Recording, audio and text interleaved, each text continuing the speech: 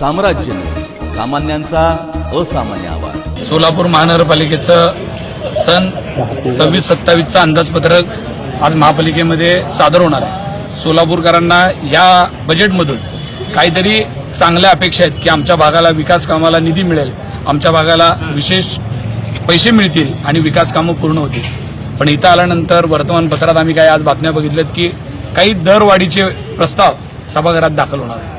वास्तविक गेली कित्येक दिवस झालं आपल्याला लोकांना सुविधा देणं होत नाही आहे। प्रत्येक विभागाचा बोरबाजा वाजलेला आहे।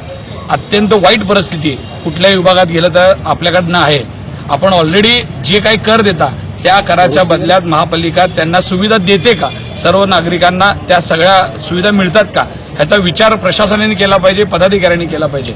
आपण इतक्या मोठ्या प्रमाणामध्ये लोकांकडून पैसे घेतो पण लोकांना कोणतीही सुविधा देत नाही। मग ते आरोग्य विभागातला विषय असू द्या, खड्ड्यांचा विषय असू द्या, रस्त्यांचा विषय असू द्या किंवा शैक्षणिक क्षेत्रातला विषय असू द्या, मग या सगळ्या विभागात जर आपल्याला काम करता येत नाही, आपण तिथे सुविधा देत नाही आणि आपण याआधी सुद्धा मोठ्या प्रमाणामध्ये आपण लोकांकडून पैसे वसूल केलेले आहेत आणि आता कर वाढ करून नागरिकांच्या खिशात हात घालून डल्ला मारण्याचं काम प्रशासन करतंय का काय, अशी परिस्थिती आहे। त्याच्यामुळं सभागृहात तर आम्ही सर्व विरोधी पक्षात असलेले सर्व सदस्य विरोध करूच।